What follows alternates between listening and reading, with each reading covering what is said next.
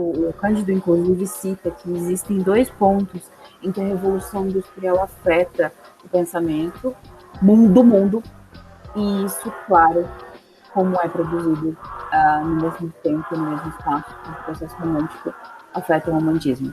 E são, também na página 108, a manipulação da natureza, e que então surge a ideia de que o homem pode dominar e manipular a natureza, porque antes as pessoas acreditavam que o homem ele se adaptava e obedecia às leis da natureza, que ele não tinha nenhum poder e nenhuma agência nesse sentido. Isso, inclusive, é um resquício muito forte do princípio clássico, de que agora o homem era o centro. Mas agora o homem quem modifica a natureza. Nós vamos discutir mais para frente algumas características e coisas. Mas sabe na escola, quando a professora fala, porque o ambiente é o mesmo do sentimento do personagem. Isso tem muito a ver com esse princípio que modifica o fazer literário. Um sujeito que está tempestuoso e olha para o céu e vê tempestades é a forma do autor desse sujeito feito em tinta e papel de escrever como um sujeito que modifica a natureza de quem ele era ser vivo, ele era escravo, né? E o segundo ponto que o Cândido fala é que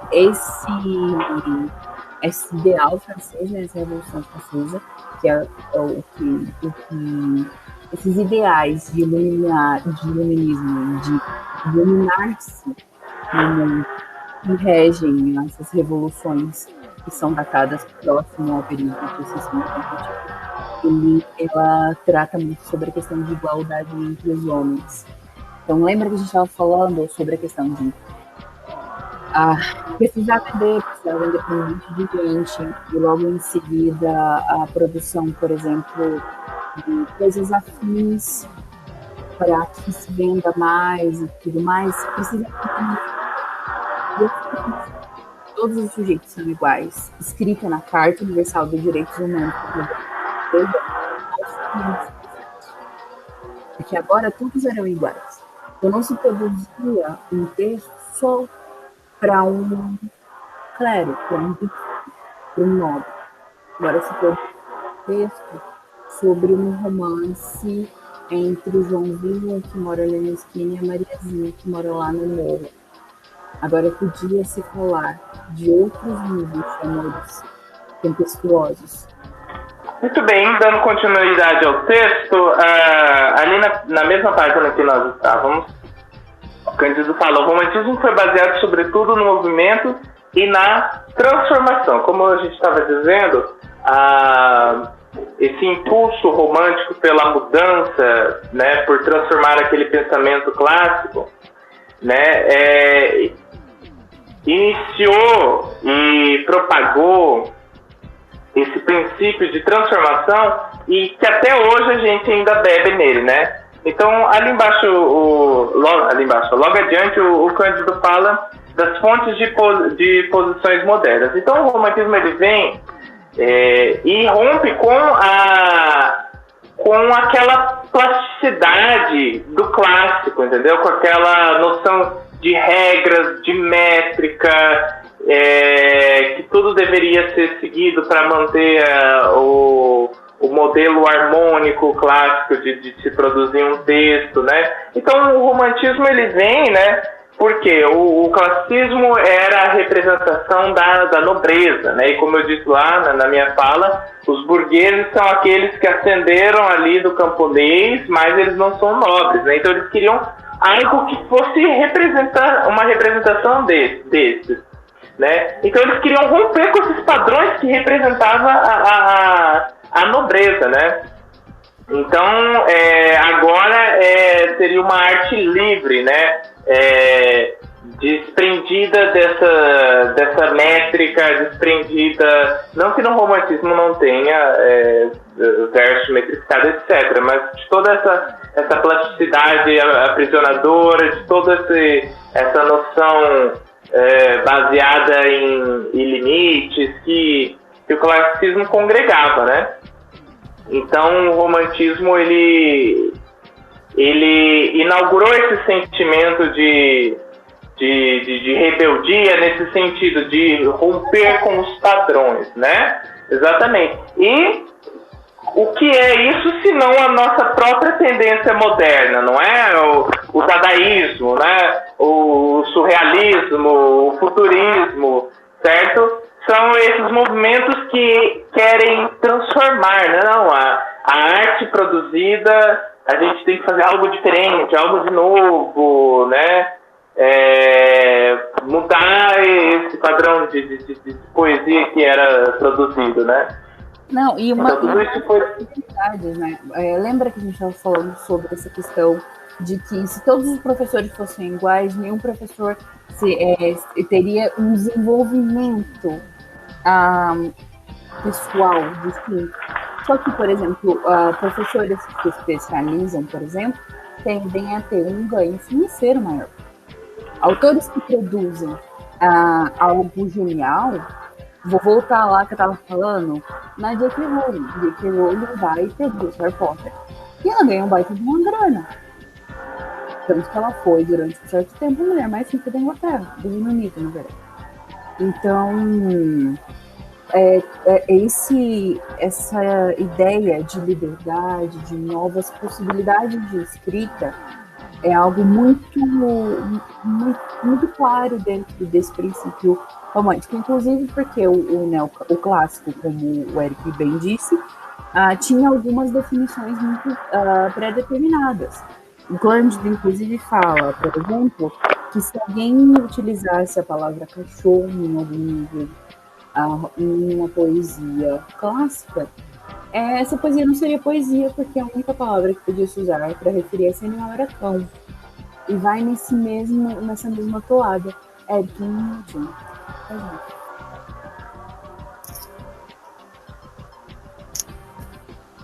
Desculpa. Ok. Vamos falar da negatividade agora? Sentimentalismo, certo? E isso acontece no sentido, por exemplo, de que há uma democratização da forma literária. E além disso, começa a se pensar em produções não elitistas, como o próprio Eric já tinha dito.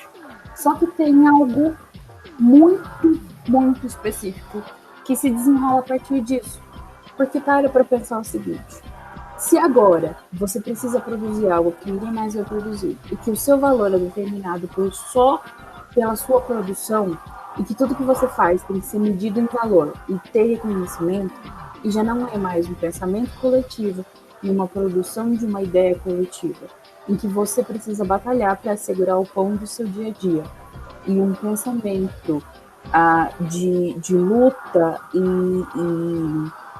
e ao mesmo tempo, por exemplo, que o sujeito era muito precioso no princípio de compra, preciso vender para esse sujeito, ele não valia nada dentro de uma fábrica ou dentro de um processo de trabalho.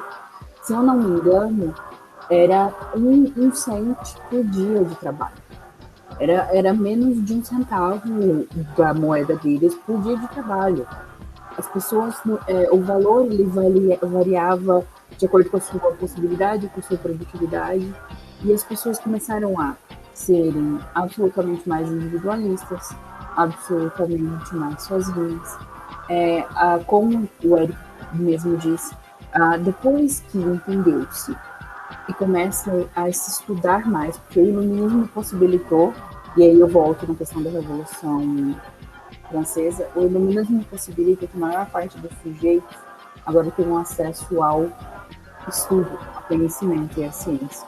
Os sujeitos que têm acesso ao estudo, à ciência e ao conhecimento, que antes era detido pela igreja per si, e só pela igreja, a igreja, só as pessoas que estavam dentro do clero tinham acesso, por exemplo, a pesquisas de conhecimento e afins. Agora todas as pessoas tinham um pouco mais de acesso, não muito acesso, mas tinham acesso ao conhecimento. E essa possibilidade de acesso ao conhecimento, por exemplo, faz com que você questione por que a igreja, por exemplo, não queria que as outras pessoas soubessem o que ele sabe. Ou pior, que você se questione, por exemplo, por que Deus existe, se todas as coisas, por exemplo, saíram de um átomo. Esses níveis de questionamento em que o desenvolver científico e o acesso ao conhecimento deu, causou várias outras características. Só que, ao mesmo tempo, esse individualismo, a ciência, o pensamento de não ter lugar. E aí, agora eu gostaria de citar o Sofrimento do Jovem Werther, que é um livro que eles datam como o livro que dá início ao romantismo europeu. E é do Johann Wolfgang Goethe. O Werther é do Johann Wolfgang Goethe. E ele é um burguês, que a família dele tem uma quantidade de dinheiro considerável, e ele se apaixona perdidamente por uma moda. E a divisão, embora isso aconteça em vários outros pontos, mas o não casamento entre os sujeitos que eram burgueses, que era agora quem detinha o dinheiro de toda a sociedade, com sujeitos nobres, que tinham um nível de status e afins, era impossível. Então ele vive apaixonado por essa moça, pela Carlota, que é tudo na vida dele, é a musa do verão da vida dele. E ele não pode tê-la porque ela já está prometida para outra pessoa do mesmo nível que ela. E embora ele tenha mais dinheiro que ambos, ele não pode ter. Ele não pode ter nenhum amor dela e nem o seu lugar no mundo. E esse desassossego de não existir um lugar no mundo que caiba o Werther, de que por mais que ele tenha conquistado o ideal burguês, ele não se sente completo. Por mais que ele tenha dinheiro, ele não se sente completo. Isso acaba por culminar no suicídio do Werther, que se eu for dar um spoiler, é muito louco, que é muito velho esse livro, que todo mundo sabe. Mas ele morre no final, obviamente, ele se suicida. E essa tristeza, essa melancolia, essa negatividade é algo muito forte dentro do movimento. Esse não tem lugar no mundo, essa inquietude, essa de ser parte de um coletivo, e nós somos necessariamente mais sociais. Então, o individualismo, a descrença em uma religião ou em algo que nos em alguma coisa além de nós, o não ter lugar no mundo. Todas essas características que são embrionárias de um movimento moderno, né? Nessa modernidade que surge, que bate no cara ela acaba virando um movimento necessariamente angustiado, triste, melancólico. É isso que o Cândido chama de negatividade expressional, né? Se vocês estão aí questionando sobre o conceito de negatividade, essa relação negativa com os sentimentos, né?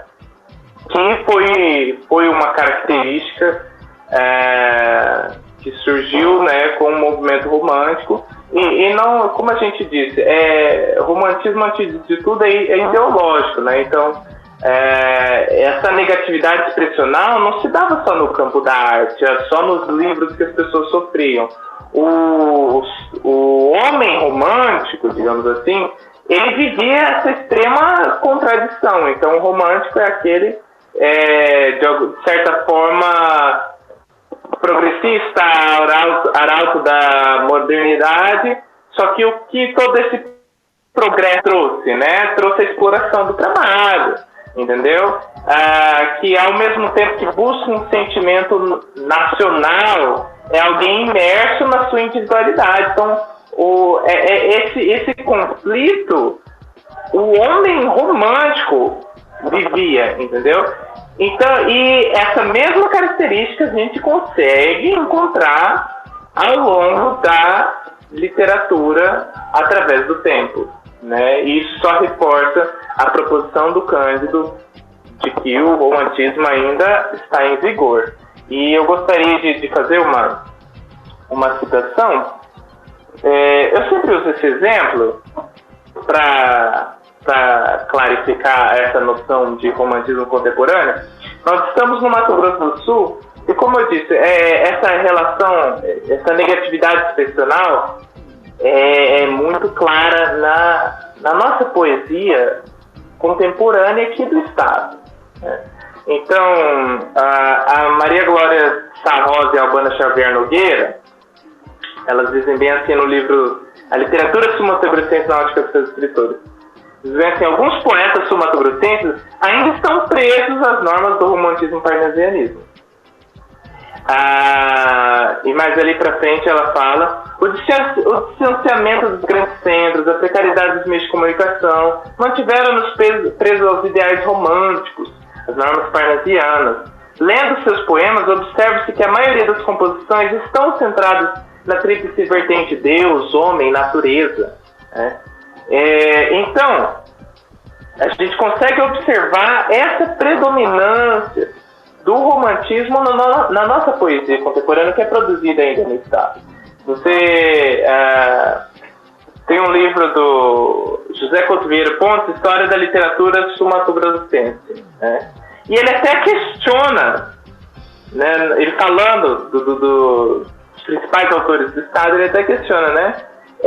Quem se preocuparia hoje de um jovem, né, de menos de 20 anos no ginásio dedicar a um acróstico com rima e metro, né?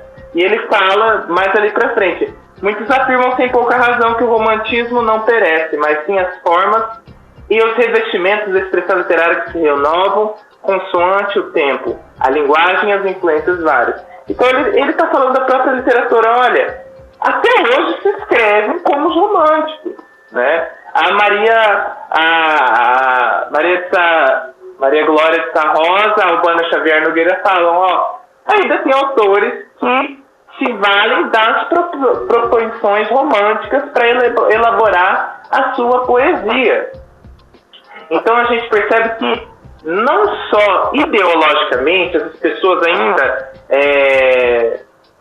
não só elas, como todos nós, se a gente pegar no sentido geral do pensamento, com essa negatividade expressional, ou talvez com aquele sentimento de romper com as regras, certo? A poesia contemporânea, e não só o sujeito contemporâneo, ele comunga desses ideais. Nesse sentido, eu estava lembrando agora da proposição do Jean Greenberg, quando ele fala sobre o narrativa contemporânea. Eu não tenho o texto aqui de imediato, porque eu vou lembrar a minha interpretação do texto dele.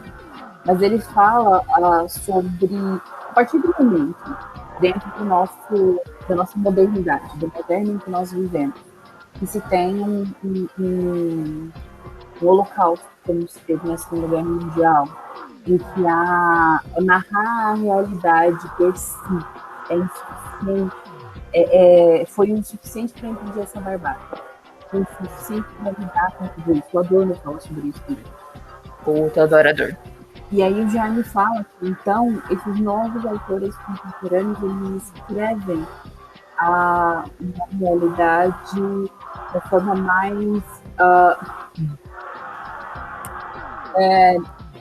mais agressiva. Eu ia falar crua, mas a palavra é agressiva mesmo. Da forma mais agressiva possível. Mas o que acontece? Se aquilo foi insuficiente, e essas transformações que ocorrem dentro, para pensar um minutinho, se vamos usar a delimitação que pode dizer, desde a Revolução Industrial até a Revolução Atômica, nesse intermeio existe a Segunda Guerra Mundial. E se acontece algo que marca o nosso mundo,